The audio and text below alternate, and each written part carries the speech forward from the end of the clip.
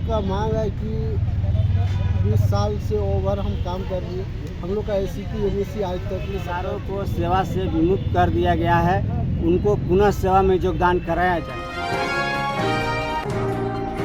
नमस्कार, मैं राजेश और आप देख रहे हैं न्यूज़ 365। झारखंड राज्य दफादार चौकीदार अपनी 6 सूत्री मांगों को लेकर के आज राजभवन पर अनिश्चितकालीन धरना पर बैठ चुके हैं। वहीं आपको हम बताते चले कि चौकीदारों की ये पहली आंदोलन नहीं है, ये लगातार कई वर्षों से अपनी मांगों को लेकर संघर्ष कर रहे हैं, लेकिन सरकार के द्वारा आश्वासन के सिवा अभी तक किसी भी तरह से कोई वैसी सुविधा हाथ नहीं लगी है। आपको हम बताते चले कि चौकीदार एक ऐसी प्रशासन की व्यवस्था है जो सूचना को आदान प्रदान करने के लिए, गुप्त सूचना प्राप्त करने के लिए प्रशासन के लिए अहम कड़ी साबित होती है।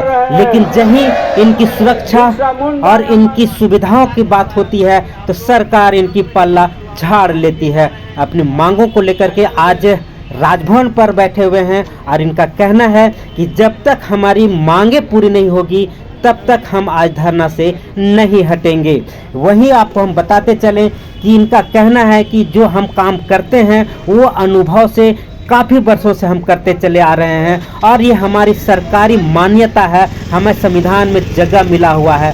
तो हमें सरकार ही होने के बावजूद भी हमें कामों से हटा दिया जाता है और पूर्ण रूप से हमारी जो काम है वो नहीं दिया जाता है। वहीं जिस तरीके से बहाली निकाली गई है वो सरकार रद्द करे और हमें जो सेवानिवृत्त हुआ है उन्हें सरकार बहाल करे। इन्हीं मांगों को लेकर के क्या बोल रहे हैं सुने। 6 सूत्री मांगे हैं आपको किसने?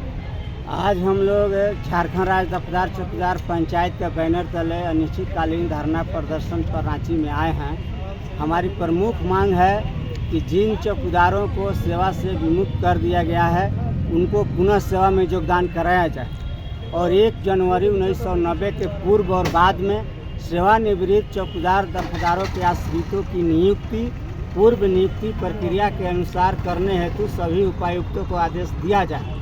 माननीय मुख्यमंत्री श्री हेमंत सोरेन जी से हमारी मांग है ये दोनों मांगों को पूरा करने के लिए भारतीय संविधान के अनुच्छेद 16 के उप अनुच्छेद 4 की भावना के आलोक में तत्काल अध्यादेश जारी करें या झारखंड विधानसभा से ग्राम चौकीदार संशोधन विधेयक 2023 पारित करावें। हमारी मांग है कि सेवा विमुक्त और सेवानिवृत्त चौकीदार दफादारों के आश्रितों के रिक्त पदों पर जिन जिलों में विज्ञापन निकाला गया है उस पर तत्काल रद्द किया जाए और जिन जिलों में विज्ञापन नहीं निकला है उस पर रोक लगाने का आदेश दिया जाए।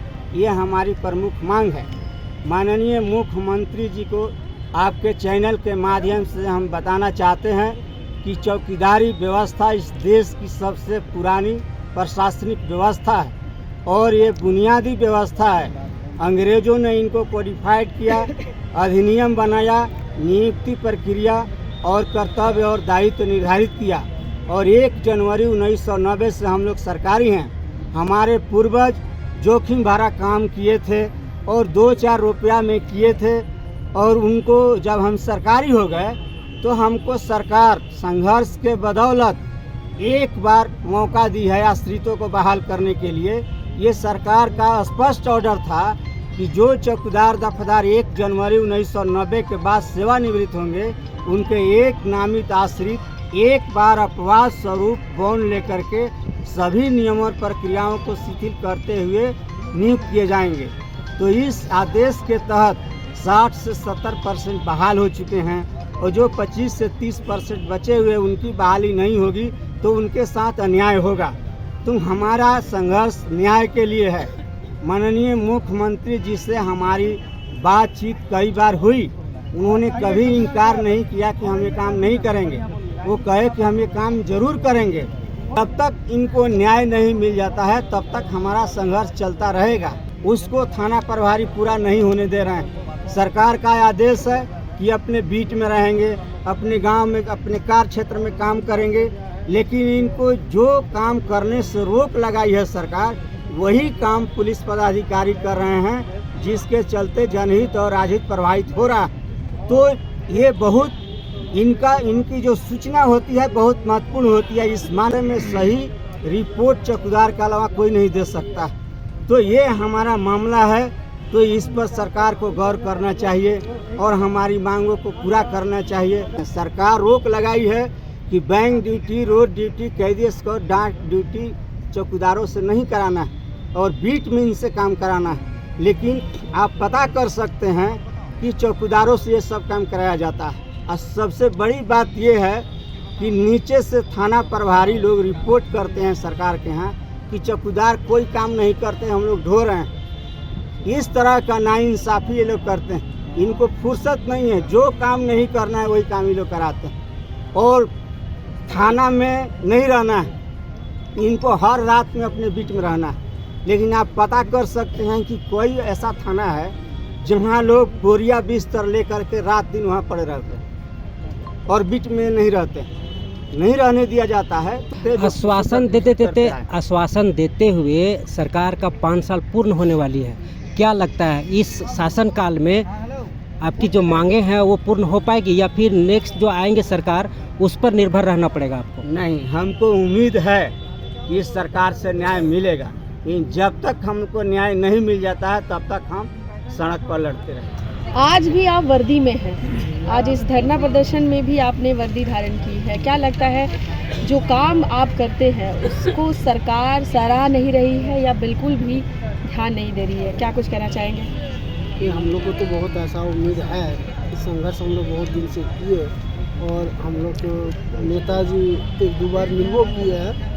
उसके माध्यम से हम लोग को सूचना मिली कि नहीं, ये सरकार हम लोग को आशा दिए है और इसके कार्यकाल में हम लोग का मांग जो है ये पूरा करेंगे। इसी आशा पर हम लोग आज भी मतलब धरना प्रदर्शन पर बैठे हैं और आगे हम लोग आशा करेंगे कि हम लोग का जो मांग है ये सरकार हम लोग को पूरा करेंगे। अभी आप कार्यरत हैं? जी, हम अभी किस जगह पे हैं? हम बोकारो डिस्ट्रिक्ट से। कितना साल हो गया अभी आपका कार्यरत में? हमारा 22 साल लमसम हो गया है। 2001 से हम बाहर हैं। तो क्या मांग रहे हैं सरकार से? आप तो कार्यरत हैं, सैलरी भी मिल रही होगी, क्या मांग है?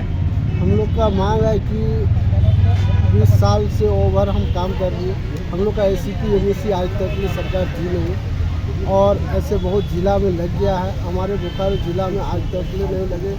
इसके बावजूद हम लोग 2-4 बार वहाँ बोकारो डिस्ट्रिक्ट उपायुक्त से मांग किए परंतु हम लोग को लाभ नहीं मिला। तो सिर्फ बोकारो जिला में लाभ नहीं मिल रहा है या फिर अन्य और जिले? अन्य जिला में भी बहुत ऐसे सारे जिले हैं कि नहीं मिले हैं। एक दो जिले में ये मिला है इसका लाभ। इंश्योरेंस आप लोग के नाम पे सरकार द्वारा चलाई है? ऐसा कोई उपलब्ध नहीं है, सरकार हम लोग को नहीं देता है। जो PF होता है वो PF हम लोग को पेमेंट सैलरी से काटा जाता है।